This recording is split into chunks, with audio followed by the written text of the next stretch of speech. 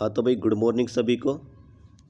तो आज हम स्टार्ट करते हैं स्विच गियर एंड प्रोटेक्शन। इससे पहले हमने माइक्रो कंट्रोलर व एनर्जी कंजर्वेशन को ख़त्म किया था पहले। तो आज बारी है स्विच गियर एंड प्रोटेक्शन की। तो पहले अपन देखेंगे भी स्विच गियर एंड प्रोटेक्शन की आवश्यकता क्यों पड़ी अपने को।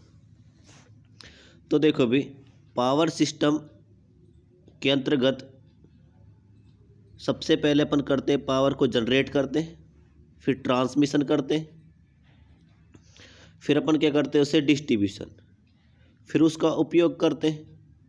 जैसे कि भी ऐसे मान लो किसी थर्मल पावर प्लांट में कोटा में कोई थर्मल पावर प्लांट है, उसमें सप्लाई बनी। सप्लाई बनने के बाद आपने उसको पोल की सहायता से ट्रांसमिट कर दिया, भेज दिया। आपके शहर में सप्लाई आ गई, जैसे कि भाई काली मोरी में सप्लाई आ गई। अब काली मोरी से सप्लाई आने के बाद यहाँ पे एक जीएसएस लगा होगा जो अपने घरों में सप्लाई भेजेगा। यूटिलाइज का मतलब क्या होता है, आपने उसका उपयोग कर लिया। अब जब आप घरों में उपयोग करते हो तो भी आप उसकी प्रोटेक्शन के लिए एमसीबी स्विच हो गया, फ्यूज वगैरह हो गया, रिले हो गया, इनका उपयोग करते हो नहीं करते? तो आप इनका उपयोग कर लिए। भी इसी ब्रांच को क्या बोलते हो, स्विच गियर एंड प्रोटेक्शन। भाई इसका खर्चा वगैरह कितना आता है वो ब्रांच बन जाती है एस्टिमेटिंग कॉस्टिंग। तो देखो आपके में सारी बुकें होती हैं, 1 2 ये भाई डिस्ट्रीब्यूशन वाला, utilization, switch gear and protection और एस्टिमेटिंग एंड कॉस्टिंग। कुल मिला के इन पूरा सिस्टम को क्या बोलते हैं, पावर सिस्टम बोलते हो। आपकी जो ये ब्रांच है स्विच गियर एंड प्रोटेक्शन वो किसकी है, पावर सिस्टम का ही एक पार्ट है। तो समझ में आ गया। अभी देखो आप लोगों को एक क्वेश्चन बताना है अभी मेरे को सभी को कि आप जनरेशन कितने केवी पे करते हो, 11 केवी पर। कितने पर करते हो, 11 केवी पर। आप मेरे को ये बताओ भी आप जब ट्रांसमिशन करते हो तो हाई वोल्टेज पर करते हो ट्रांसमिशन। तो जब हाई वोल्टेज पर अपने को ट्रांसमिशन करना है तो आप हाई वोल्टेज ही क्यों नहीं जनरेट कर लेते? आप हाई वोल्टेज जनरेट कर लो भी, क्यों ट्रांसमिशन करने की आवश्यकता पड़ेगी? ठीक है, तो इसका आंसर आपको कमेंट बॉक्स में देना है। और एक क्वेश्चन और भी, डिस्ट्रीब्यूशन ट्रांसफार्मर में डेल्टा से स्टार कनेक्शन का उपयोग किया जाता है, उसका रीजन आपको बताना है। कमेंट बॉक्स में कमेंट जरूर करना। भी नहीं पता लगेगा मैं बताऊंगा भाई आपको, अगली वीडियो में बता दूंगा अभी मैं। देखो तो स्टार्ट करते हैं स्विच गियर एंड प्रोटेक्शन। इसका मतलब क्या है भाई? देखो स्विच गियर एंड प्रोटेक्शन का मतलब क्या है कि ऑन या ऑफ करें। स्विच का मतलब क्या होता है, ऑन या ऑफ करना। गियर मतलब क्या होता है, कोई गियरिंग सिस्टम लगा दे। मतलब क्या है, किसी भी सर्किट को ऑन या ऑफ करना, किसकी सहायता से, गियरिंग सिस्टम की सहायता से। क्या कहलाएगा भी, क्या कहलाएगा, स्विच गियर। समझ में आ गया भी? स्विच गियर का मतलब क्या है, स्विच मतलब ऑन ऑफ, गियर मतलब गियरिंग सिस्टम की सहायता से। आपको किसी सर्किट को ऑन या ऑफ करना हो, किसकी सहायता से, गियरिंग सिस्टम की सहायता से। जैसे कि भाई एमसीबी होती है, एमसीबी में जब ओवरलोड होता है तो एमसीबी नीचे गिर जाती है। वो कैसे गिर जाती है, नीचे। आप क्या करते हो, हाथ लगाते हो ऐसे उठा के ऊपर कर देते हो उसे, करते हो नहीं करते हुए? तो वो भी एक गियरिंग सिस्टम ही है। तो देखो सबसे पहले फर्स्ट चैप्टर की बात कर लेते हैं, बेसिक ऑफ प्रोटेक्शन। भाई प्रोटेक्शन की अपने को आवश्यकता क्यों पड़ी? जैसे कि भाई देखो जनरेटिंग, ट्रांसमिशन हो गया, डिस्ट्रीब्यूशन में अल्टरनेटर, ट्रांसफार्मर, फीडर आदि का उपयोग किया जाता है। इसकी रिलायबिलिटी अच्छी होनी चाहिए। किसी भी प्रकार का फॉल्ट आने पर आउटपुट अच्छा प्राप्त नहीं होता, अतः पावर सिस्टम में प्रोटेक्शन सर्किट की आवश्यकता होती है। भाई आप सोचो, किसी वायर, मान लो कोई वायर टूट गया तो आपको सप्लाई कंटिन्यूस मिलेगी क्या? नहीं मिलने वाली। तो उस वो हो गया, जैसे कोई फॉल्ट आ गया। अभी फॉल्ट आ गया तो फॉल्ट आने पर, जैसे फॉल्ट कब आएगा, जैसे 2 वायर भिड़ गए, अपने 2 वायर आपस में टच हो गए तो फॉल्ट होएगा। फॉल्ट आने पर आपको सप्लाई अच्छी नहीं मिलेगी, भाई कंटिन्यूस सप्लाई नहीं मिलेगी। तो उसके लिए आप किसका उपयोग करते हो, प्रोटेक्शन का। किसका उपयोग करते हो, प्रोटेक्शन का। समझ में आ गया? स्विच गियर का मतलब क्या है, ऑन ऑफ करना किसी स्विच को। और प्रोटेक्शन क्यों करते हैं अपन, फॉल्ट से प्रोटेक्शन के लिए किसका उपयोग करते हो भाई? फॉल्ट से बचने के लिए या अपनी सप्लाई कंटिन्यूस बनी रहे उसके लिए किसका उपयोग करते हो आप? प्रोटेक्शन सिस्टम का। तो देखो दो कंडीशन होती है, नॉर्मल कंडीशन, एक होती है एबनॉर्मल कंडीशन, सामान्य अवस्था, असामान्य अवस्था। आपको याद क्या रखना है भाई? नॉर्मल कंडीशन क्या होती है? यदि किसी सर्किट में रेटेड करंट फ्लो, कैसी करंट फ्लो हो? रेटेड करंट, और वोल्टेज और फ्रीक्वेंसी कैसी रहे? कांस्टेंट रहे, तो उस सिस्टम को क्या बोलते हो? Normal system. अगर भाई रेटेड करंट फ्लो ना हो, ज़्यादा करंट फ्लो हो जाए, रेटेड करंट फ्लो ना हो, कैसी करंट फ्लो हो जाए? ज़्यादा करंट फ्लो हो जाए, उस सिस्टम को बोलते हैं एबनॉर्मल कंडीशन। देखो मतलब क्या है भाई? जैसे आपने कोई सर्किट बनाया भाई, ये वाला सर्किट जैसे आप ही दिख रहे हो भाई, ये सर्किट है, आपको करंट इसमें से फ्लो करवानी है। अगर करंट इसी में से फ्लो हो रही है तो अच्छी बात है भाई, उसे बोलते हो नॉर्मल कंडीशन। आपको करंट इसमें से फ्लो करवानी थी और फ्लो आपकी करंट यहाँ से हो गई, तो उसे क्या बोलते हो? Abnormal condition. जिस सर्किट में से फ्लो करवाना है उसमें फ्लो हो तो नॉर्मल, अगर जिस सर्किट में फ्लो करवा रहे हो उसमें से ना होकर दूसरे में जाए तो उसे क्या बोलते हो? एबनॉर्मल, असामान्य अवस्था। समझ आ गया होगा अभी? ठीक है, चलो आप मेरे को एक क्वेश्चन और कमेंट करना भी। जो अपनी फॉल्ट करंट होती है वो रेटेड करंट का कितने गुना होती है? फॉल्ट करंट रेटेड करंट का कितना गुना होती है, बताना भी सभी। तो नॉर्मल हो गया, एबनॉर्मल कंडीशन हो गया। तो देखो फॉल्ट के बारे में बात कर लेते हैं भाई, इंपॉर्टेंट क्वेश्चन है भाई फॉल्ट। ठीक है, तो फॉल्ट के बारे में बात करते हैं। फॉल्ट किसी भी सिस्टम में एबनॉर्मल कंडीशन का उत्पन्न होना ही क्या कहलाता है? फॉल्ट होता है। देखो एबनॉर्मल कंडीशन मैंने आपको बता दी, असामान्य अवस्था का उत्पन्न होना ही क्या कहलाता है? फॉल्ट। अब फॉल्ट दो प्रकार के होते हैं, ओपन सर्किट फॉल्ट और short circuit fault. Open circuit fault का मतलब क्या है भाई? आपका एक वायर ओपन हो जाए, या आपके भाई दो वायर भी ओपन हो सकते हैं, या तीनों वायर क्या हो जाए? ओपन। आपको याद रखना ये फॉल्ट आने की संभावना बहुत कम होती है। कभी आपने देखा भाई तीनों वायर टूट गए हो, एक वायर टूट गया हो, दो वायर टूट गए हो, ये संभावना बहुत कम होती है। तो सेकंड अपन बात करते हैं शॉर्ट सर्किट फॉल्ट। इस फॉल्ट के आने की संभावना बहुत ज़्यादा रहती है। ये दो प्रकार से होता है, एक तो सिमेट्रिकल, एक होता है अनसिमेट्रिकल। सिमेट्रिकल फॉल्ट किसे बोलते हैं? सिमेट्रिकल फॉल्ट जिनमें फेज, देखो फॉल्ट आया, फॉल्ट आने पर फेज डिफरेंस व फेज एंगल के चेंज नहीं रहता, मतलब समान रहता है। सिमेट्रिकल फॉल्ट के आने की संभावना बहुत कम होती है, लेकिन हाई डेंजरस होता है। इंपॉर्टेंट डाल लेना भी इसको, आपसे पेपर में सीधा पूछेगा ऑब्जेक्टिव में, वह कौन सा फॉल्ट है जिनकी आने की संभावना तो कम होती है लेकिन बहुत ज़्यादा डेंजरस होते हैं, तो वो कौन से फॉल्ट होंगे? सिमेट्रिकल। सिमेट्रिकल फॉल्ट कौन कौन से होते हैं भी? देखो सिमेट्रिकल फॉल्ट होते हैं थ्री फेज फॉल्ट। अब आप शॉर्ट सर्किट फॉल्ट के बारे में बात कर रहे हो तो तीनों वायर क्या हो जाएंगे? Short circuit. क्या हो जाएंगे अभी? Short circuit. ठीक है, अब अगला देखो लाइन टू, देखो ट्रिपल लाइन फॉल्ट हो गया। तो एक ट्रिपल लाइन और LG fault, triple line three phase line to ground fault, या इससे बोलते हैं थ्री फेज लाइन फॉल्ट। अब इसमें देखो तीनों वायर क्या हो गए आपस में? शॉर्ट सर्किट, और किससे टच हो गए? ग्राउंड से। इससे नाम क्या अलग पड़ गया इसका? Three phase line to ground fault. देखो बात करते हैं एसिमेट्रिकल की। एसिमेट्रिकल फॉल्ट के आने पर फेज डिफरेंस, फेज एंगल का मान चेंज हो जाता है। वहाँ पे चेंज नहीं हो रहा था, यहाँ पे क्या हो जाता है? चेंज। देखो इनके आने की संभावना ज़्यादा होती है लेकिन कम खतरनाक होते हैं। कैसे रहते हैं? कम खतरनाक। देखो ओपन सर्किट फॉल्ट आना बहुत कम है, आने की संभावना बहुत कम है, आप भी जानते हो अभी तीन वायर कभी नहीं टूटने वाले। हाँ ये कंडीशन ज़रूर है भाई कि तीनों शॉर्ट सर्किट हो जाए, दो शॉर्ट सर्किट हो जाए, एक ग्राउंड से टच हो जाए। तो उनके आधार पर देखो ये तीन प्रकार के होते हैं, इनको भी इंपॉर्टेंट डालना भी, ये आपसे ऑब्जेक्टिव में पूछ सकता है सीधा। आगे देखो line to ground fault, LG fault जिसे बोलते हो, line to line fault, line to line ground fault. देखो इनके बारे में समझा देता हूँ भाई। तो पहला देखो एलजी फॉल्ट, यहाँ से कोई वायर आया, ये वायर किससे टच हो गया? ग्राउंड से। याद रखना, एलजी फॉल्ट की आने की संभावना सबसे ज़्यादा होती है 70%। पेपर में पूछ सकता आपसे, देखो आपसे बोलेगा भी सिमेट्रिकल फॉल्ट ज़्यादा आते हैं या अनसिमेट्रिकल, तो आप बोलोगे भी ज़्यादा कौन से आते हैं, सिमेट्रिकल। कौन से आते हैं, कौन से आते हैं सबसे ज़्यादा, अनसिमेट्रिकल। कौन से आते हैं, अनसिमेट्रिकल।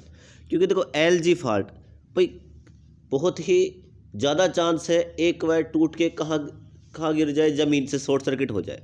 ये हो गया। अगला देखो, ये भी याद रखना भाई सबसे ज़्यादा लाइन टू ग्राउंड फॉल्ट की आने की संभावना क्या होती है, ज़्यादा। जबकि देखो सिमेट्रिकल फॉल्ट की आने की संभावना बहुत कम होती है, लेकिन खतरनाक होते हैं। सोचो 3 वायर आपस में भिड़ गए, टच हो गए, तो भाई खतरनाक तो होंगे। जैसे कि ऐसे मान लो भाई आप, एक व्यक्ति ये है, एक व्यक्ति ये है, एक व्यक्ति ये है। भाई आपने देखो बैलों की लड़ाई होती है गांव में, देखा हो तो भाई, जब 3 बैल भिड़ जाते हैं तो कितने खतरनाक होते हैं, नहीं होते, होते नहीं होते। 3 बैल आपस में भिड़ गए, लड़ाई कर रहे हैं, तो खतरनाक होंगे। तो 3 फेज फॉल्ट क्या होते हैं, ज़्यादा खतरनाक। लेकिन वो कभी कभी भी लड़ाई करते हैं, ऐसा थोड़ा ना रोज़ लड़ाई करते हो, तो बहुत ही कम है। तो याद रखना भी 3 फेज फॉल्ट के आने की संभावना क्या है, बहुत कम, लेकिन खतरनाक है। जबकि सिंगल फेज अपनी तरह देख लो भाई, अपन जैसे हैं, अपन ऐसे मस्त हैं, कभी कभी लड़ाई करते हैं, करते हो कभी कभी। ये रोज़ लड़ाई करते हो भाई, तुम सारे रोज़ लड़ाई करते हो, कभी किसी चाय वाले से, कभी सिगरेट वाले से, कभी बाइक वाले से, कभी किसी से, करते रहते हो। लेकिन भाई खतरनाक नहीं होती अपनी लड़ाई, थोड़ी बहुत होती है नॉर्मल, थोड़ा बहुत भाई कह दिया, सुन लिया, अपन सुन के आ गए, अपन सुना दिया, यही चलता रहता है। लेकिन 3 फेज वाला खतरनाक है भाई, ठीक है, वो याद रखना। देखो लाइन टू लाइन फॉल्ट, 2 आपस में टच हो जाए भाई, लाइन टू लाइन 2 आपस में टच हो जाए। लाइन टू देखो डबल एल, 2 लाइन आपस में टच हो, और किससे टच हो जाए, ग्राउंड से। देखो ये जो नोट मैंने लिखवा रखा है भाई, लाइन टू ग्राउंड फॉल्ट में आने की संभावना 70% तक होती है, जबकि यह डेंजर्स कम होता है। इस नोट को पढ़ जाना बस आप, तो यहीं से क्वेश्चन मिल जाएगा। जबकि ट्रिपल एल की संभावना आने की कम होती है, लेकिन ज़्यादा क्या होता है, वो डेंजर्स होता है। ये आपको पढ़ के जाना है अभी। देखो ये सिमेट्रिकल और अनसिमेट्रिकल में दोनों में अंतर करवा रखा है, इसको आपको पढ़ के जाना है। ये डायग्राम याद रखना है अभी, ठीक है, ये पढ़ के जाना है भाई आपको। देखो यहाँ से 2 ही क्वेश्चन बनते हैं। फॉल्ट क्या होता है, फॉल्ट कितने प्रकार के होते हैं, पहला क्वेश्चन। सेकंड क्वेश्चन ये बन सकता है अभी, बैकअप प्रोटेक्शन क्या होता है। एक होता है प्राइमरी, एक होता है बैकअप प्रोटेक्शन। देखो प्राइमरी का मतलब क्या है, ये है बस बार, आपको इसको प्रोटेक्शन करना है। आपने क्या लगा दिया, सर्किट ब्रेकर। क्या लगा दिया, सर्किट ब्रेकर। सर्किट ब्रेकर क्या करेगा अभी, जैसे कोई फॉल्ट वगैरह आएगा, सर्किट को ब्रेक कर देगा, तोड़ देगा। बात करते हैं सेकेंडरी प्रोटेक्शन की। देखो आपने पहली बार लगाया है ना, अब मान लो सर्किट ब्रेकर फेल हो गया। जैसे कि कई बार क्या होता है, आप किसी से बाइक मांगने जाते हो, तो कई बार क्या बोलता है अभी, अपन फुल कॉन्फिडेंस से जाते हैं, वो तो दे ही देगा। मान लो नहीं दिया तो आप क्या करते हो भाई, पहले आपको अपाची लेके आनी थी, तो अब आप क्या करोगे, किसी की स्कूटी ले लोगे, लेकिन काम तो करवाओगे ना अभी, बैकअप में तो रखना पड़ेगा अपने को। और मान लो स्कूटी भी नहीं मिली तो साइकिल तो मिल ही जाएगी किसी न किसी के पास, ठीक है। तो याद रखना, अब देखो सर्किट ब्रेकर आप मान लो ऑपरेट नहीं हुआ, तो आप इसके पीछे एक और क्या लगा दोगे, सर्किट ब्रेकर। क्या लगा दोगे, सर्किट ब्रेकर, जो इसके फेल होने पर, प्राइमरी प्रोटेक्शन के फेल होने पर क्या हो जाएगा, ऑपरेट हो जाएगा, और सर्किट को क्या कर देगा, ब्रेक कर देगा। तो 2 प्रकार का हो गया आपके पास, प्राइमरी और सेकेंडरी। यही मैंने बातें लिखवा रखी है भाई, इसमें देख लेना। तो फर्स्ट चैप्टर आपका कंप्लीट हो गया।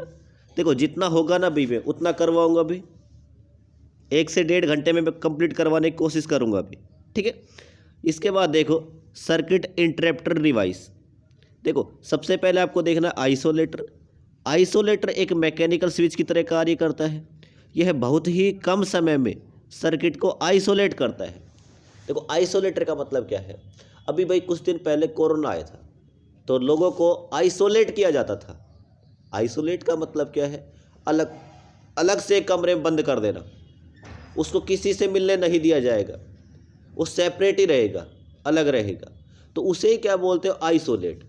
अब यहाँ पे ऐसा तो है नहीं भी करंट को कोरोना हो गया कि उसको साइड में करके आओगे, तुम अलग कमरे में बंद कर दोगे, उसको करने जाओगे तो मैं बंद कर देगी, तुम्हारी मीटिंग करवा देगी यमराज के साथ।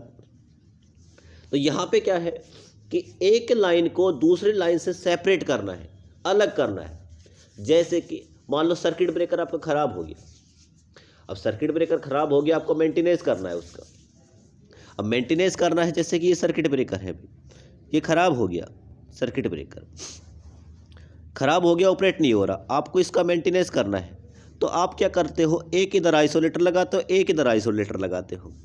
जैसे आपने आइसोलेटर लगाया, ये वाला हिस्सा इस वाले से अलग हो गया, ये वाला हिस्सा इस वाले से अलग हो गया। मतलब अब क्या है, अब सर्किट ब्रेकर में किसी भी प्रकार की कोई सप्लाई वगैरह नहीं आ रही। अब सप्लाई वगैरह नहीं आ रही, तो देखो आपने इसका उपयोग कर लिया। अब सर्किट ब्रेकर का आपने मेंटेनेंस कर दिया। जैसे आपने मेंटेनेंस कर दिया, इसको अपन क्या कर देंगे, ऑन कर देंगे। क्या कर देंगे, ऑन कर देंगे। इस पूरी कंडीशन में आइसोलेटर को आपने उपयोग किया, नो लोड में किया या फुल लोड में किया, तो आप बोलोगे कि सर हमने इसका आइसोलेटर का उपयोग तब किया जब इधर सप्लाई नहीं आ रही थी, तभी तो आप मेंटेनेंस कर पाओगे भी, तभी तो इसको मेंटेनेंस कर पाओगे। तो याद रखना, आइसोलेटर को हमेशा नो लोड पर लगाया जाता है। इसको याद करवाने का तरीका भी क्या है भाई, देखो आइसोलेटर में ओ आ रहा है, नहीं आ रहा, ओ आ रहा है, यहाँ से बन जाएगा नो लोड। क्या बन जाएगा, नो लोड। या फिर आप इसको ऐसे याद रख लो, ओ आ रहा है मतलब ऑफ लोड डिवाइस। कैसा आ जाएगा, of load device. Of load मतलब क्या होता है भाई, नो लोड। क्या हो जाएगा, नो लोड। आइसोलेटर में ओ आ रहा है, ऑफ लोड हो जाएगा, कर लेना भाई इसको याद, ठीक है। चलो भाई देखो, सर्किट ब्रेकर का मेंटेनेंस करने के लिए आप किसका उपयोग करते हो, आइसोलेटर का। ऑपरेटिंग प्रिंसिपल कैसा होता है, आइसोलेटर हाथ से भी ऑपरेट हो सकता है, ऑटोमेटिक भी हो सकता है, और सेमी ऑटोमेटिक भी हो सकता है। ये 3 प्रकार के होते हैं, हॉरिजॉन्टल, वर्टिकल और पेंटोग्राफ। इनके बारे में आप पढ़ लेना भी, आ सकता है भी कि आइसोलेटर के टाइप बताइए, ठीक है, इंपॉर्टेंट है। ये तीनों मैंने करवा रखे हैं। अब देखो ये तो हो गया अपने पास। फ्यूज की बात करते हैं। फ्यूज क्या होता है भाई, जैसे कि भाई आपने देखा होगा आपके घर के बाहर जहाँ पे मीटर वगैरह लगा है, तो उसके जस्ट बाद में एक ऐसा डब्बा सा लगा होगा, इसमें ऐसे बहुत सारे ऐसे बने होंगे फ्यूज, ऐसे फ्यूज से बने होंगे भी, ऐसे लगा होगा यहाँ पे, देखो बना देता हूँ अभी 1 मिनट। ऐसे बने होंगे फ्यूज, ऐसे फ्यूज बने होंगे। तो कई बार क्या होता है, जैसे सप्लाई वगैरह ज़्यादा आ गई, तो आप बोलते हो फ्यूज उड़ गया भाई, फ्यूज क्या हो गया, उड़ गया। तो आप क्या करते हो, इसको ऐसे उठाते हो और वापस लगा देते हो, इसको निकालोगे और क्या कर दोगे, वापस से लगा दोगे। तो देखो कई बार ये समस्या पता है कहाँ पे ज़्यादा होती है, जहाँ पानी वगैरह की मोटर होती है, किसी को चक्की चलानी है, वहाँ समस्या ज़्यादा होती है। जैसे गांव में क्या होता है भाई, कुएं के पास में उसका एक मीटर बॉक्स लगा देते हैं वहीं पे, और वहीं पे फ्यूज वगैरह लगे होते हैं। तो कई बार अपने क्या होता है अभी, एक फ्यूज नहीं आ रहा, अभी कम सप्लाई आ रही है, फ्यूज उड़ गया, अपन बोलते नहीं बोलते, तो वही फ्यूज है अभी। जैसे कि कई बार अपन पढ़ते पढ़ते बोलते हैं अभी कि मेरा दिमाग का फ्यूज उड़ गया।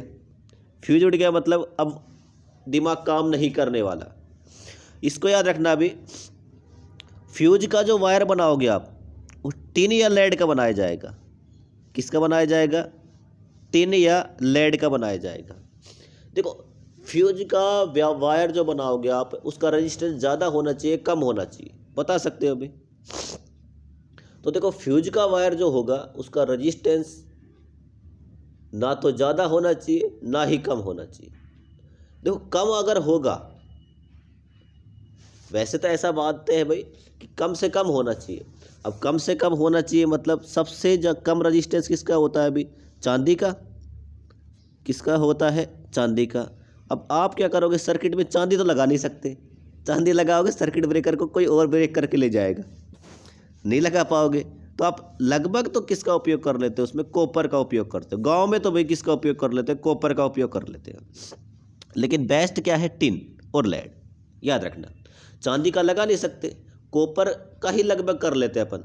फिर भी अगर देखो सबसे बेस्ट तो कौन है, टिन या लेड, याद रखना। अब आपने किसका लगा दिया, लोहे का लगा दिया, लोहे का लगा दिया, जैसे कि आपने लोहे का क्या लगा दिया, सर्किट ब्रेकर लगा दिया। इस भाई साहब के हाथ को क्या लग गया, करंट लग गया। क्या लग गया, करंट।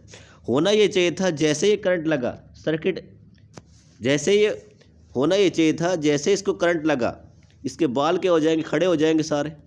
जैसे खड़े हो जाएंगे इसको बचाना है, बचाने के लिए फ्यूज उड़ना चाहिए। और फ्यूज उड़ेगा कब, जब इसका रजिस्टेंस क्या होगा, कम होगा। अब रजिस्टेंस कम है नहीं, इधर भाई साहब ये मर रहा है, इधर फ्यूज नहीं उड़ रहा। ये इसको देख रहा है, ये इसको देख रहा है, समस्या हो जाएगी। समस्या हो जाएगी तो क्या होगा भाई, थोड़ी देर बाद इसकी मीटिंग ऊपर से आएगा यमराज, अपने वाहन पर बैठकर इसकी मीटिंग कर देगा फिक्स। इसकी मीटिंग हो जाएगी यमराज के साथ और वहीं ये पहुंच जाएगा। इसलिए याद रखना, इसका जो वायर बनाया जाएगा वो कम से कम रजिस्टेंस का बनाया जाएगा, कम से कम रजिस्टेंस का बनाया जाएगा।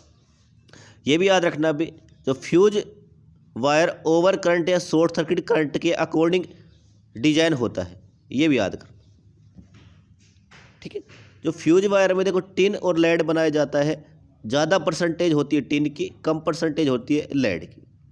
ये भाई आने वाला क्वेश्चन है भाई, इसको आप अच्छे से पढ़ के जाना। फ्यूजिंग फैक्टर का मान कितना होता है, तो फ्यूजिंग फैक्टर क्या होता है, मिनिमम फ्यूजिंग करंट अपॉन में रेटेड करंट। जैसे कि मैं समझा दूँ भाई, इस फॉर्मूले को आपको पढ़ना है, याद करके जाना है कि आपने एक फ्यूज बना लिया अभी, ये फ्यूज बन गया, आपने डिजाइन कर दिया कि ये 100 एम्पियर पर क्या होना चाहिए, क्या होना चाहिए, ब्रेक होना चाहिए, ठीक है। तो देखो ये बताओ, नीचे आपने रेटेड कितना कर दिया, 100 एम्पियर।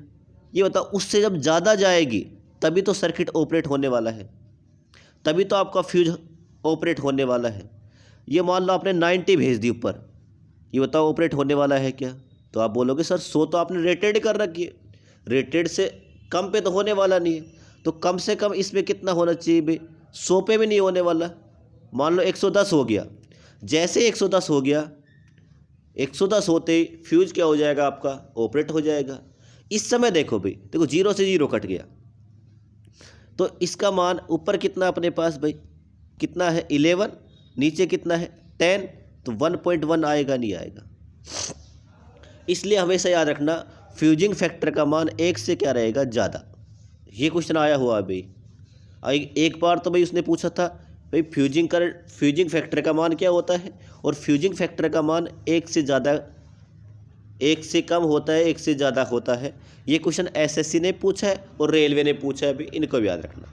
कभी कंपटीशन में पढ़ोगे तो आपको पता लग जाएगा भी, ठीक है।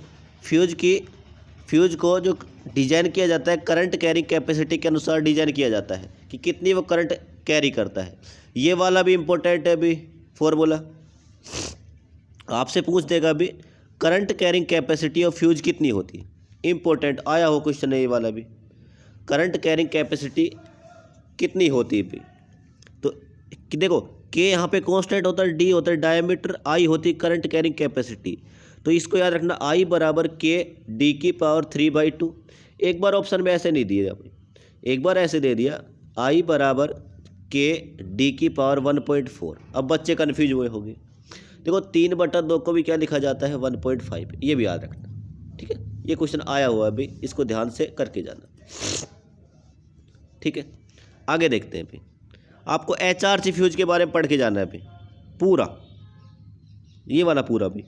देखो HRC फ्यूज पूरा थ्योरेटिकल, आपको डायग्राम पढ़ के जाना अच्छे से, और जो इसके बारे में मैंने पार्ट्स के बारे में लिखवा रखा है इनको थोड़ा अच्छे से पढ़ के चले जाना। इसकी वर्किंग वगैरह देखो बिल्कुल ईजी है, आप एक बार पढ़ोगे तो भी समझ में आ जाएगी। ये ग्राफ में समझा देता हूँ भाई, जैसे ये ग्राफ है, ये ग्राफ है भाई, ठीक है। तो देखो इसमें जो आई होती है इनवर्सली प्रोपोर्शनल होती है समय के। इसका मतलब क्या है, अगर समय का मान बहुत ज़्यादा, देखो जैसे करंट का मान बहुत कम, तो सर्किट जो ऑपरेट होने में समय लेगा ज़्यादा। बात बिल्कुल करेक्ट है भाई। मान लो आपकी रेटेड करंट कर रखी 100 एम्पियर, आई आपकी 10 एम्पियर, क्या सर्किट ब्रेकर ऑन होने वाला है क्या? ये फ्यूज ऑन होने वाला है क्या? तो आप बोलोगे नहीं होने वाला। जैसे ही आपने करंट का मान क्या कर दिया ज़्यादा, मतलब क्या है 100 से कितना हो गया 110, तो समय क्या लेगा बहुत ही कम, समय क्या लेगा बहुत ही कम, जो अपना फ्यूज है जल्दी से ऑपरेट हो जाएगा। तो कैसा होता है, इन्वर्सली होता है अपने पास, कैसा होता है इन्वर्स, इसको पढ़ के जाना भी। ये एडवांटेज वगैरह डिसएडवांटेज, भाई HRC फ्यूज मोस्ट इंपॉर्टेंट है, आने वाला क्वेश्चन है HRC फ्यूज, ध्यान से पढ़ के जाना HRC फ्यूज को। ये देखो आर्क फॉर्मेशन कैसे होती है, देखो इसको थोड़ी देर के लिए सोचो। आपके घर में स्विच होगा, आप कई बार देखो स्विच को जब ऑन या ऑफ करते हो तो एक स्पार्किंग सी होती है अंदर क्या हो जाती है स्पार्किंग, इसे ही क्या बोलते हो आर्क, क्या बोलते हो आर्क। समझा देता हूँ भाई, मान लो इधर एक फिक्स कॉन्टैक्ट है, इधर क्या है मूविंग कॉन्टैक्ट। सर्किट ब्रेकर के अंदर की बात कर रहा हूँ मैं, इधर भी कितनी केवी 33 केवी, इधर भी कितनी केवी 33 केवी, दोनों एक साथ दूसरे से अटैच है। देखो एक चीज़ हमेशा याद रखना भी, वोल्टेज का डिफरेंस जब तक नहीं मिलेगा ना आपको, तब तक करंट नहीं फ्लो होने वाली। जैसे कि ऐसे मान लो भी, एक व्यक्ति इधर है, एक व्यक्ति इधर है, एक व्यक्ति इधर है, एक व्यक्ति इधर है, इस वाले की पावर सेम है, इस वाले की पावर दोनों की सेम है, इसकी भी पावर सेम है, इसकी पावर क्या है सेम। तो हुआ क्या, इन दोनों की करवा दिया आपने लड़ाई, करवा दी भी, आप यही काम कर सकते हो, लड़ाई करवा दोगे नहीं तो। इन दोनों क्या करवा दिया आपने लड़ाई, जैसे इनको लड़ाई करवाई कुछ रिजल्ट मिलने वाला है क्या आपको? दोनों बराबर मात्रा में, थोड़ी देर बाद थक के हार के बैठ जाएंगे भी, और तुम्हें गाली देंगे कि यार तुमने लड़ाई करवा दी। दोनों बराबर एनर्जी हमारे में, ना तो कोई जीत रहा ना कोई हार रहा। तो सेम यही देखो, इधर भी फिक्स कॉन्टैक्ट, इधर कौन है मूविंग कॉन्टैक्ट, इन दोनों के बीच में कुछ डिस्टेंस वगैरह है नहीं, इधर भी 33 केवी, इधर भी 33 केवी, क्या करंट फ्लो होने वाली है क्या? तो आप बोलो करंट फ्लो नहीं होगी। देखो एक चीज़ और याद रखना भी, देखो जो करंट होती है, देखो आपने पढ़ा हो या नहीं पढ़ा हो फिर भी याद रखना, अगर देखो आपके चार्ज किसी कंडक्टर में से फ्लो हो रहे हैं तो उसे बोलते हो आप करंट, क्या बोलते हो करंट। यदि आपके चार्ज एयर में से फ्लो हो रहे हैं उसे आप बोलते हो आर्क, क्या बोलते हो आर्क, मतलब आग। देखो चार्ज अगर कंडक्टर में से फ्लो हो रहे तो करंट, अगर चार्ज अगर कंडक्टर में से फ्लो ना होकर कहाँ फ्लो हो रहे हैं भाई एयर में, तो वो क्या कहलाती है आर्क, याद रखना। ठीक है भाई, तो देखो भाई इस वाले केस में इधर का वोल्टेज सेम, इधर की वोल्टेज सेम, किसी प्रकार की करंट फ्लो नहीं होने वाली। ठीक है भाई, आगे देखो, जैसे इधर कितनी 33 केवी, इधर भी कितनी है, इनके बीच में सेपरेशन हो गया, ये इस यहाँ पे था सॉरी भाई, इधर 33 केवी, इधर कितनी है 33 केवी, बीच में क्या आ जाएगी। देखो अब चार्ज कहाँ से फ्लो हो गए एयर में से भाई, इधर देखो हाई वोल्टेज होगी, इधर भी हाई वोल्टेज में चार्ज होंगे, चार्ज कहाँ फ्लो हो गए एयर, जैसे चार्ज एयर में से फ्लो हो गए क्या बन जाएगी आर्क, क्या बन जाएगी आर्क। बस इतना से याद रखना है। तो पहला टॉपिक यही था अपना आर्क फॉर्मेशन। अब देखो आर्क आपने लगा तो दी, लेकिन आपको बुझाना भी तो है। आर्क इंटरप्शन, देखो इंटरप्शन मतलब क्या होता है अभी लगनी, कैसे लगी वो, और एक्सटेंशन मतलब क्या है भाई उसे बुझाना। आर्क इनिशिएशन को ख़त्म करने के लिए निम्न विधि का उपयोग किया जाता है। आर्क जो उत्पन्न हुई, इनिशिएशन मतलब क्या होता है उत्पन्न होना, इन्होंने थोड़ा सा मिस्टेक कर रखी है ना। आर्क इनिशिएशन का मतलब क्या है इंटरप्शन, आर्क इंटरप्शन का मतलब क्या है आपकी भी आर्क जली, उसको क्या करना है आपको बुझाना है। या फिर ऐसे मान लो भी आर्क फॉर्मेशन अपन ने पढ़ लिया। हाँ देखो आर्क इनिशिएशन हो गया, अब आप उस इनिशिएशन को क्या करना है इंटरप्ट करना है।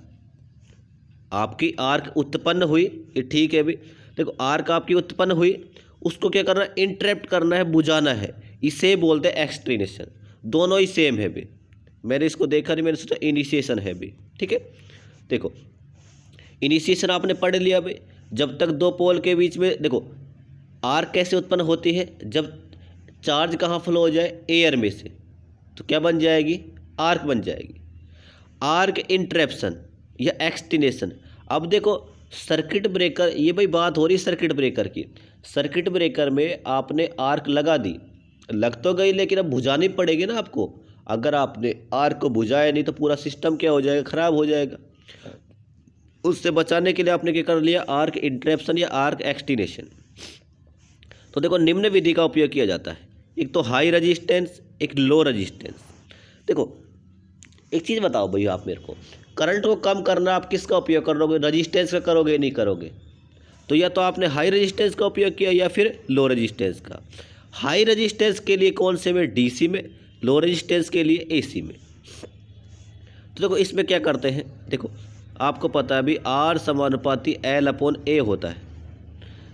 आपने अगर लंबाई बढ़ा दी दोनों सर्किट ब्रेकर के बीच, फिक्स पोल और मूविंग पोल, आपने अगर लंबाई बढ़ा दी तो बताओ रजिस्टेंस बढ़ेगा नहीं बढ़ेगा? रजिस्टेंस बढ़ेगा मतलब करंट कम होगी, करंट कम होगी मतलब आर क्या हो जाएगी, धीरे धीरे क्या हो जाएगी, बुझ जाएगी। क्या हो जाएगी, आर के बुझ जाएगी। लेकिन इस विधि का उपयोग नहीं किया जाता है। क्यों नहीं किया जाता है? अब सोच के देखो भाई, आपका एक पोल यहाँ बैठा है, एक पोल यहाँ बैठा है फिक्स, एक है मूविंग पोल, आर्क उत्पन्न हुई, तो ये थोड़े ना है भाई कि आप इसको इधर लेके भाग जाओगे, इसको इधर लेके भाग जाओगे। ऐसा कौन करने वाला है अभी? तो याद रखना इस विधि का उपयोग अपन नहीं करते। आगे देखो स्प्लिटिंग। स्प्लिटिंग मतलब क्या है, इस फिक्स पोल को और मूविंग पोल को एक दूसरे के सीधा सामने नहीं बनाकर थोड़ा टेढ़ा बनाएंगे। टेढ़ा बनाने से देखो कुछ चार्ज इधर से निकल जाएंगे, अब आर्क को ऐसे गुजरना पड़ेगा, ऐसे गुजरेगी तो रेजिस्टेंस क्या हो जाएगा, बढ़ जाएगा। अगला देखो फोर्सफुली, आप कौन सी गैस का उपयोग कर लो, SF6 का उपयोग कर लो। लो रेजिस्टेंस का मतलब क्या है, देखो आपका एक साइकिल ऐसे होता है, इस पॉइंट पर जीरो होता है, नहीं होता। जैसे ही जीरो आएगा अपन क्या कर देंगे, सर्किट ब्रेकर को ऑपरेट कर देंगे। क्या कर देंगे अभी, ऑपरेट कर देंगे। ठीक है, तो देखो ये सारी बातें मैंने आपको लिखवा रखी इसमें, आप देख लेना इनको। आर्क रीस्ट्राइकिंग, ये इंपॉर्टेंट है भाई, आपसे आने वाला क्वेश्चन है। आर्क रीस्ट्राइकिंग, देखो ये आता क्यों है, देखो जैसे आपका नॉर्मल सर्किट ऐसे था, ठीक है, आपने आर्क को, देखो आपने पहले आर्क इनिशिएशन हुई, आपने आर्क को बुझा दिया, लेकिन हुआ क्या, जैसे ही आपने आर्क को बुझाया कुछ समय बाद क्या हुआ, देखो आर्क इंटरप्शन के पश्चात सर्किट ब्रेकर के मध्य स्मॉल अमाउंट में क्या बच जाती है, हीट। आपने आर्क को बुझा तो दिया, लेकिन थोड़ी मात्रा में क्या हो जाती है, हीट, जो कि इंडक्टिव या कैपेसिटिव इफेक्ट के कारण कुछ समय में अपनी पीक वैल्यू तक पहुंच जाती है तथा आर्क को दोबारा उत्पन्न कर देती है। इसे क्या बोलते हो आप, रीस्ट्राइकिंग कहा जाता है। तथा जिस वोल्टेज पर वह उत्पन्न होती है उसे क्या बोलते हो, रीस्ट्राइकिंग वोल्टेज। ये याद रखना भी। देखो क्यों, देखो आपने सप्लाई बनाई, बनाने के बाद सप्लाई भेजा, तो उसमें देखो दो इफेक्ट होते हैं, इंडक्टिव इफेक्ट और कैपेसिटिव। ये ऐसे एलिमेंट है जो एनर्जी को स्टोर करते हैं और डिलीवर करते हैं, स्टोर करते हैं, डिलीवर। जैसे कि ये तो रहा भाई इंडक्टर, आपने थोड़ी सर्किट अच्छे से पढ़ी होगी, समझ में आ जाएगा अभी। देखो एक तो हो गया इंडक्टर, एक हो गया कैपेसिटर। देखो इनकी प्रॉपर्टी क्या है, इंडक्टर लैगिंग पावर को स्टोर करता है और देता कैसी है, डिलीवर, लीडिंग। देखो ये लैग को तो स्टोर करेगा और देगा कैसी, लीड। और ये देखो अभी लीड को तो स्टोर करता है और देता कैसी, लैग। ये कैसी पावर देता है, लैगिंग पावर देता है। तो आप जो बोलते हो ना भाई सर्किट में रिएक्टिव पावर वगैरह आ गई, ये और कुछ भी नहीं है भाई। कैपेसिटर ये इसको देगा, ये इससे ले लेगा।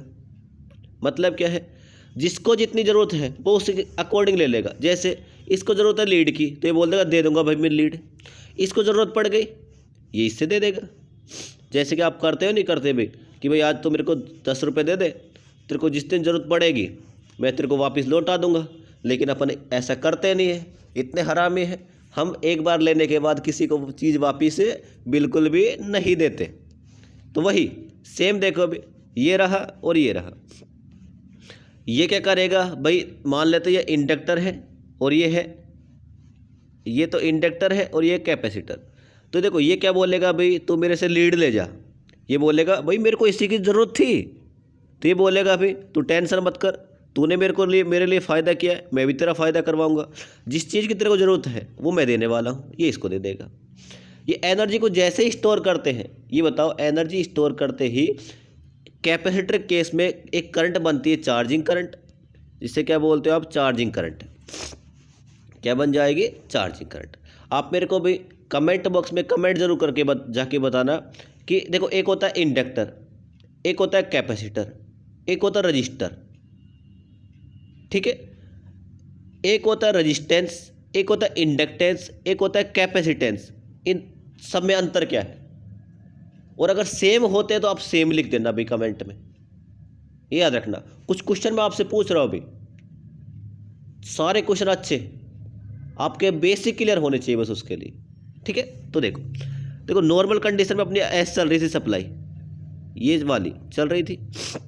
हुआ क्या, आपने आर्क को बुझा दिया। कुछ समय बाद जैसे ही यहाँ पे पहुँचा, यहाँ पे इंडक्टर और कैपेसिटर ने एनर्जी स्टोर कर रखी थी। उस एनर्जी के कारण ये वोल्टेज क्या हो गई, तुरंत क्या हो गई, अपनी पीक वैल्यू पर पहुँच गई। और दोबारा से आपकी आर्क उत्पन्न हो गई, दोबारा से हुई स्ट्राइक मतलब पहले से थी और दोबारा से क्या हो गई, उत्पन्न हो गई। तो इसलिए इसे क्या बोल दिया, रीस्ट्राइकिंग होना। तथा यह जिस वोल्टेज पर होती है उसे क्या बोलते हो, रीस्ट्राइकिंग वोल्टेज। याद रखना, इंपॉर्टेंट है भाई, आने वाला क्वेश्चन। ये आप देखो वी आर का मान क्या होता है, Vm1 - cos t √LC। देखो rate of rise of restriking voltage, आप इसको क्या करना है, रेट ऑफ राइज ऑफ अवकलन करना है। जब इसका आप अवकलन करोगे भी तो आपके पास कितना बच जाएगा, ये बचेगा भी Vm√LC sin t √LC। अब आपको क्या निकालना है, इसकी एवरेज वैल्यू के लिए आप क्या करोगे, इसका समाकलन करोगे, इंटीग्रेशन करोगे, लास्ट में ये निकल के आ जाएगा। ये दोनों ही क्वेश्चन देखो, एक तो ये रहा, आपसे 5 नंबर में पूछ सकता है अभी, रीस्ट्राइकिंग वोल्टेज क्या होती है, रीस्ट्राइकिंग वोल्टेज का मान कितना होता है, rate of rise of restriking voltage का फॉर्मूला याद रखना ये वाला। इसके बाद आपसे पूछ लेगा average rate of rise of restriking voltage, ये सारा याद रख के जाना, ठीक है।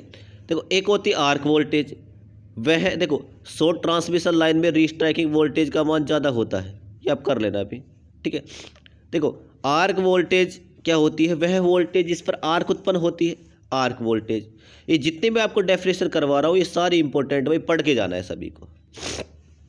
बात करें रिकवरी वोल्टेज, वह वोल्टेज यह सर्किट ब्रेकर के मध्य बनी स्टेडी स्टेट वोल्टेज होती है जो कि आर्क को पूरी तरह से इंटरप्ट करती है, मतलब बुझा देती है। ब्रेकिंग कैपेसिटी, देखो आपसे पेपर में पूछेगा ब्रेकिंग कैपेसिटी आरएमएस वैल्यू को मेजर करती है या पीक वैल्यू को मेजर करती है। तो इसकी ट्रिक देख लो भी, BREAKING, आर है, आर मतलब आरएमएस वैल्यू, हो जाएगा याद भी। मेकिंग कैपेसिटी MR है, मतलब मैक्सिमम वैल्यू या जिसे बोलते हो आप पीक वैल्यू। ये भी याद रखना, आपसे सीधा ऑब्जेक्टिव पूछ सकता है भाई ब्रेकिंग कैपेसिटी किसको दर्शाती है, तो आर है RMS value, making capacity MR है मतलब पीक वैल्यू। देखो आपसे ये पूछ सकता है अभी, जो मेकिंग कैपेसिटी होती है ब्रेकिंग कैपेसिटी कितने गुना होती है, 2.55। ये भाई SSC वगैरह रेलवे वगैरह बहुत क्वेश्चन पूछते हैं इनसे, UPPCL तक क्वेश्चन पूछता है आपसे, तो इनको याद रखना अभी। जो ये मेरे नोट्स है अभी आपको कंपटीशन तक के लिए इंपॉर्टेंट है, सारी बातें मैं इंक्लूड करवाता हूँ, जब पढ़ाता हूँ भी सारी चीज़ें मैं लिखवाता हूँ। देखो सर्किट ब्रेकर, अब बात किसकी करेंगे भी, सर्किट ब्रेकर की। यहाँ से आपको 2 क्वेश्चन मिलने वाले हैं भी। एक तो कौन सा, HRC फ्यूज को पढ़ के जाना है, फॉल्ट को पढ़ के जाना है, आइसोलेटर के प्रकार पढ़ के जाना है। अभी मैंने आपको जितनी डेफिनेशन लिखवाई कि रिकवरी वोल्टेज क्या होती है, रीस्ट्राइकिंग वोल्टेज क्या होती है, इन सब को पढ़ के जाना है। ये वैक्यूम सर्किट ब्रेकर इंपॉर्टेंट है, ये डायग्राम वगैरह आप इसके देख लेना भाई, पूरा थ्योरी है, भाई थ्योरी आपको पढ़नी है थोड़ी सी, है ना। देखो अगर मैं सारी चीज़ समझाने लग जाऊंगा ना, अभी टाइम थोड़ा बचेगा नहीं अपने पास, वीडियो लंबी हो जाएगी और आप भी देख नहीं पाओगे। लेकिन मैंने सारी चीज़ें आसान भाषा में लिखवा रखी है। SF6 मोस्ट इंपॉर्टेंट है भाई, पढ़ के ही जाना है, ठीक है। इसकी कंट्रैक्शन, वर्किंग एडवांटेज, डिसएडवांटेज सारी मैंने लिखवा रखी है। लो टेंशन में देखो आपसे पूछ सकता है MCB की फुल फॉर्म क्या होती है, तो इसकी होती है मिनरेचर सर्किट ब्रेकर, ACB की एयर सर्किट ब्रेकर, MCB की moulded case circuit breaker, ELCB की अर्थ लीकेज सर्किट ब्रेकर। इनकी फुल फॉर्म पूछ सकता है या इनमें से एक आपसे पूछ लेगा। ज़्यादा इंपॉर्टेंट है MCB। जो मैं आपको इंपॉर्टेंट बता रहा हूँ भाई, आपको उनको पढ़ के ही जाना है। थोड़ा फास्ट करते हैं अभी, नहीं फिर ये पूरा कंप्लीट होगा नहीं, ठीक है। तो देखो ये MCB, ये पढ़ के जाना है आपको, मैंने बता दिया आपको अच्छे से, ठीक है। इसके क्या होंगे, एडवांटेज होंगे, डिसएडवांटेज होंगे। आपके पास भाई शायद कल आपका पेपर है, तो आप इसको अच्छे से पढ़ के जाना, ठीक है। सारे क्वेश्चन आपको देखने को मिल जाएंगे, मैंने आसान भाषा में इसमें लिखवा रखा है। देखो इनको और देख लेते हैं, ये सारा है। हाँ भाई देखो रिले की बात करें, रिले का मतलब क्या होती है, थर्ड चैप्टर की बात करें तो रिले क्या होती है। जैसे रिले मान लो, जैसे कि ये भाई साहब है मस्त, क्या हुआ, इन्होंने कटिंग वगैरह करवा ली, नहा धो के घर से निकले, बड़े बड़े बाल थे ऐसे खड़े कर रखे, जेल वगैरह लगा लिया अभी, ठीक है। तो हुआ क्या, गर्मियों का सीज़न था। किसका सीज़न था, गर्मियों का सीज़न था। इनकी एक बाइक थी, ये ऐसे बाइक थी इनकी, थोड़ा सा बना देते हैं इसके बारे में। ये बाइक थी भाई इनकी, ठीक है। तो ये बाइक चलाया करते थे, ठीक है। बाइक है भाई, साइकिल नहीं है, बाइक है भाई, याद रखना, कभी सोचो साइकिल है। ये क्या हुआ भाई, ये यहाँ पे आके बैठे, गर्मियों का सीज़न, 2 बजे की धूप पड़ रही है। जैसे यहाँ पे बैठेगा ये तुरंत पहले एक बार तो बैठेगा, फिर उछल के कहाँ गिर जाएगा, नीचे। ये कहेगा भाई कितनी गर्मी है, क्या बोलेगा अभी, हाय गर्मी, कितनी गर्मी है। तो गर्मी ज़्यादा थी।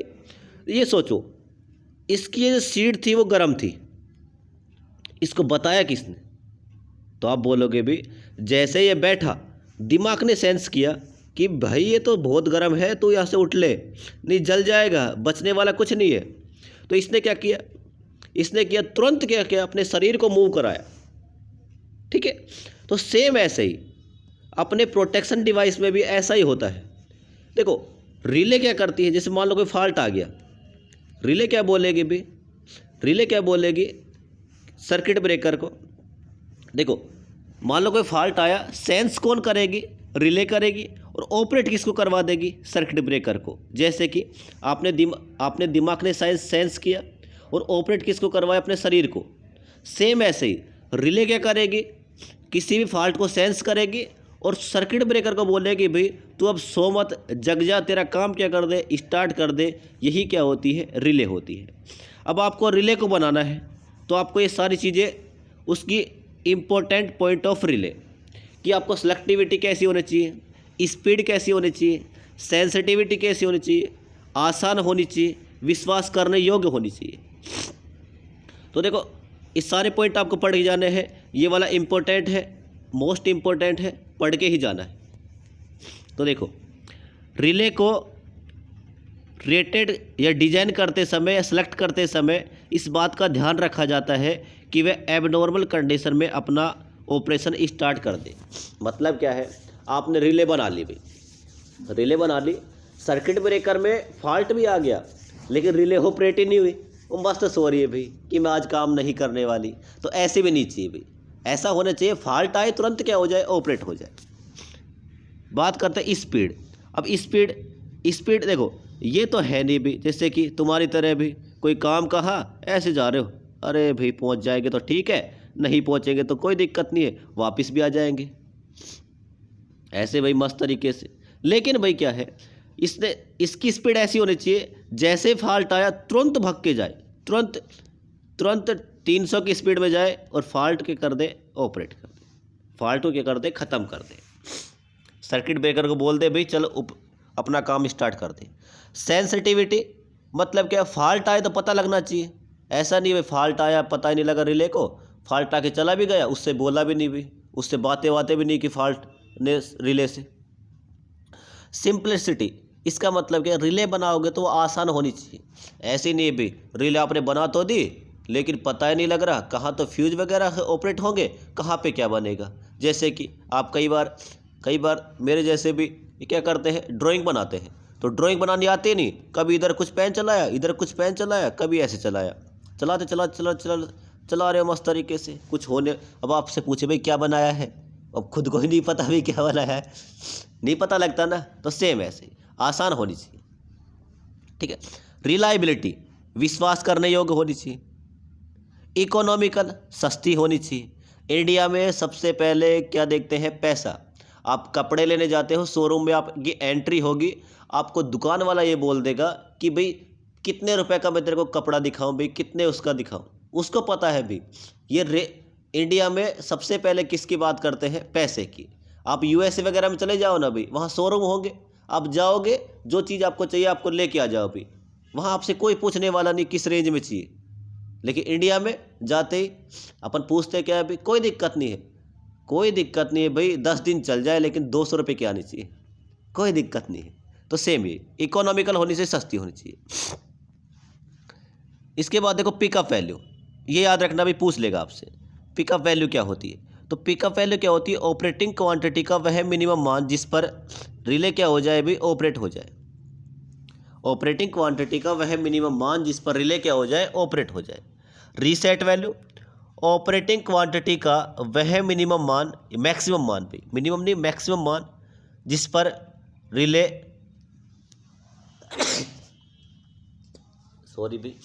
जिस पर रिले ऑपरेट नहीं होती है, जिस पर रिले ऑपरेट नहीं होती है। देखो तैयार हो जाए ऑपरेशन के लिए पिकअप, ना हो कौन सी हो जाएगी भाई, रीसेट वैल्यू।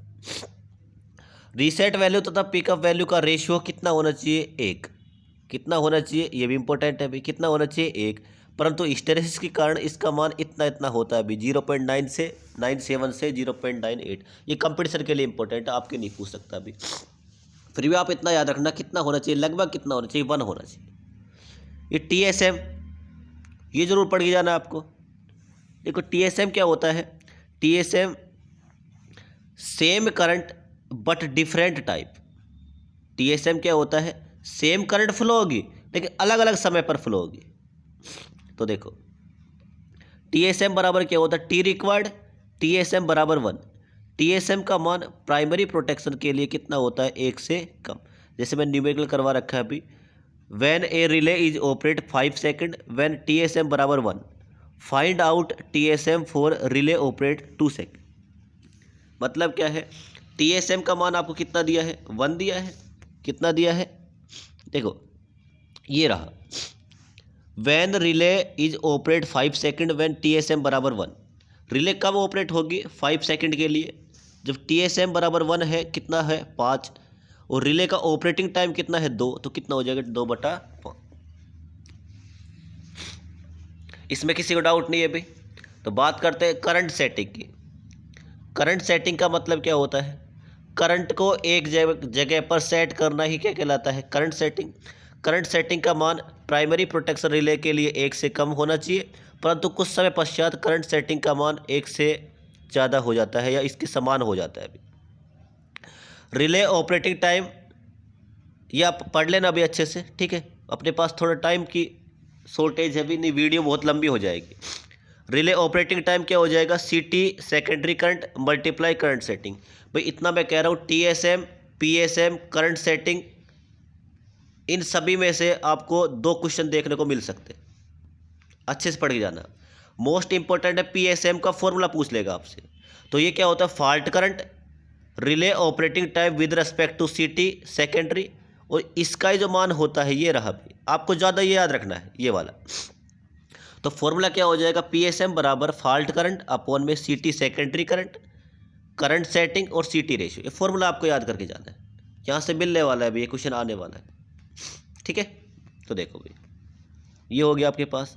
अब भाई आपको ये रिले पढ़ के जानी है, इलेक्ट्रो अट्रैक्शन टाइप, ठीक है। ये एडवांटेज डिसएडवांटेज ये आपको पढ़ के जाना है। Relay, watt hour meter relay, ये जितने भी टाइप है रिले के, इनमें से 2 या 3 क्वेश्चन आपको देखने को मिलेंगे भाई।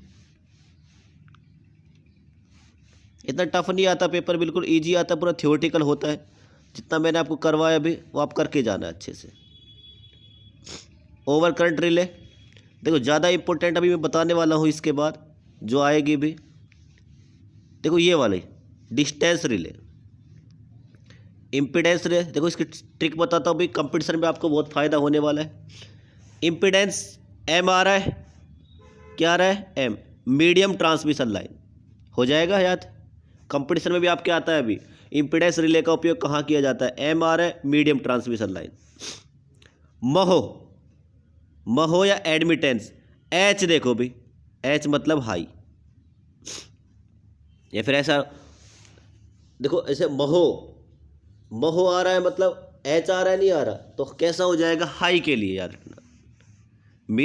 इम्पीडेंस मीडियम, महो हाई, और शॉर्ट के लिए कौन सा हो जाएगा, शॉर्ट के लिए हो जाएगा भी आपका रिएक्टेंस रिले।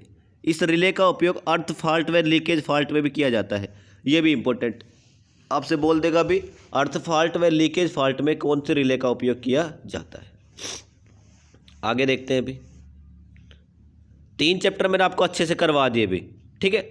इसके बाद देखो प्रोटेक्शन ऑफ अल्टरनेटर, इसमें आपको भाई पढ़ के क्या जाना है, मर्ज प्राइज प्रोटेक्शन। एक तो ये पढ़ के जाना डिफरेंशियल प्रोटेक्शन ऑफ अल्टरनेटर, ये पूरा लिख के आना है आपको।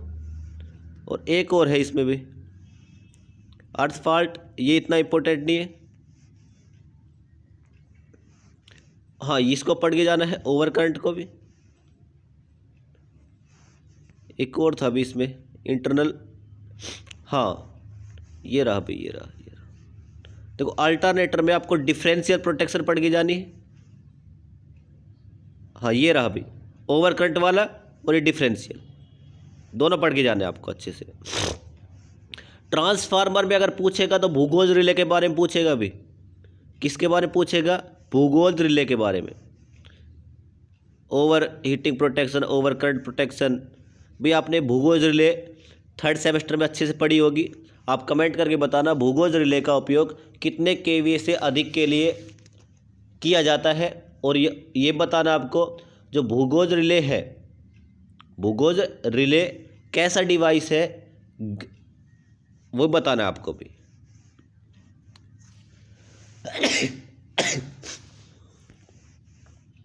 ये रहा भाई, इस पूरे को पढ़ के जाना है। देखो समझा देता हूँ मैं थोड़ा सा।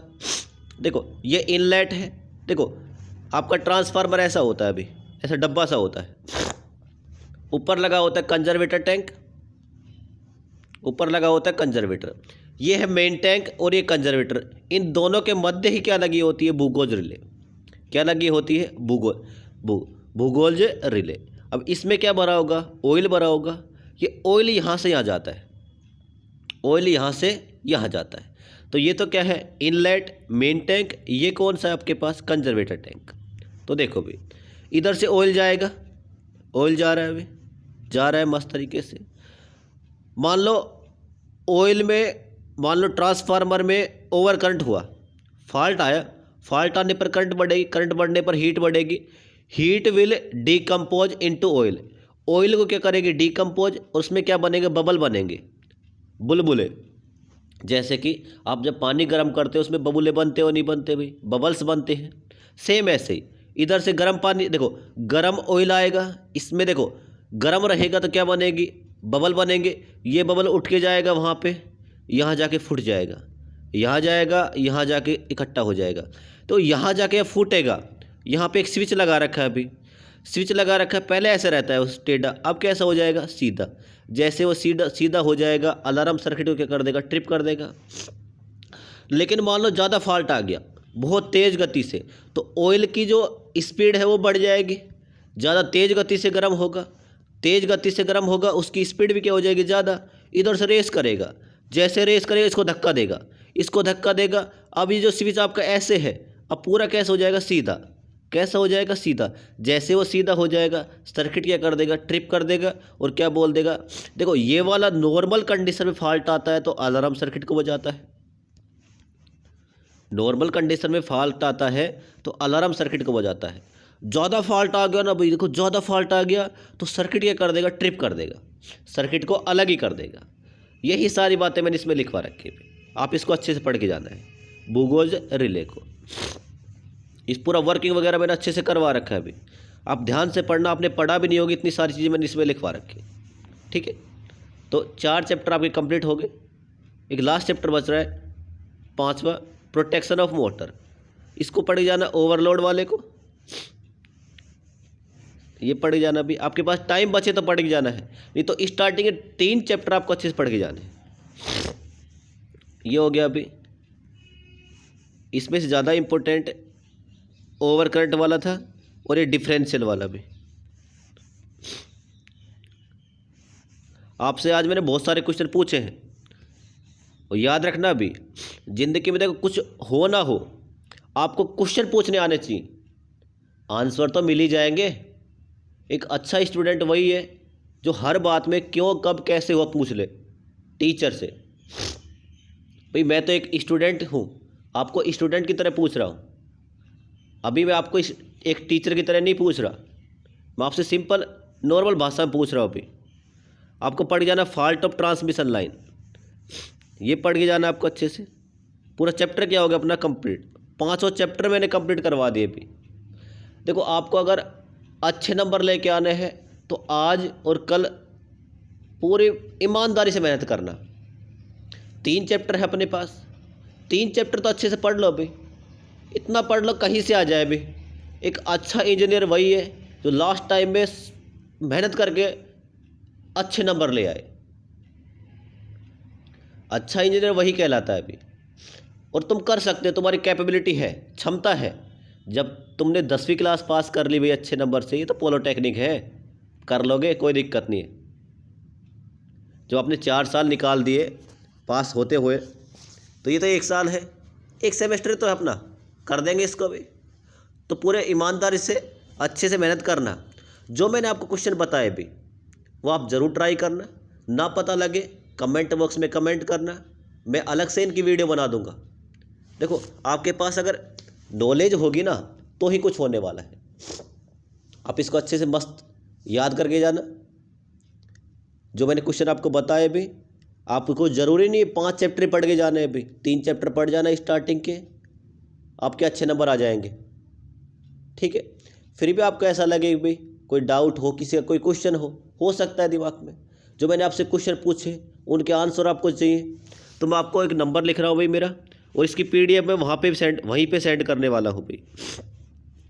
7891375962 ये मेरे नंबर है, आप मैसेज कर देना भाई। आपको जैसा भी डाउट आए भाई, मैं आपको पर्सनली भी गाइड कर सकता हूँ भाई। जो आप मेरे से क्वेश्चन पूछोगे भाई, मैं कोशिश करूँगा भाई। देखो अगर मेरे को ऐसा तो है नहीं सारी चीज़ें आती हैं, नहीं आएगा मैं ढूंढ के आपको आंसर ज़रूर बताऊँगा। लेकिन आप एक चीज़ हमेशा याद रखो भी, आपको क्वेश्चन पूछने आने चाहिए, आंसर तो मिल ही जाएंगे। ठीक है भाई, इन सभी के साथ आप सभी का धन्यवाद इस चैनल से जुड़ने के लिए। आपको अगर लगे कि भाई मैंने आपके लिए थोड़ी बहुत मेहनत की है, कुछ नए चीज़ आपको देने की कोशिश की है, तो ज़्यादा से ज़्यादा दोस्तों के साथ शेयर करना। थोड़ा सा बस इसको भी सभी को सपोर्ट करना है, सब्सक्राइब वगैरह करवा देना। लाइक करो ना करो भाई कोई दिक्कत नहीं है, अच्छा लगे तो कर देना। अभी आपको लगेगा ना कि कुछ कंटेंट मिला है आपको करने के लिए, तो आप इसको कर लेना अभी, लाइक वगैरह करो तो ठीक है। लेकिन याद रखना, सबसे आपको ज़्यादा से ज़्यादा लोगों के पास इसको शेयर करना है। ठीक है, तो मिलते हैं अगली वीडियो में। अगली वीडियो करते हुए ट्रैक्शन की, आप इसको अच्छे से एग्ज़ाम दे के आना। मेरी तरफ से आप सभी को ऑल दी बेस्ट। इस वीडियो में इतना ही करते हैं। जय हिंद भी सभी को।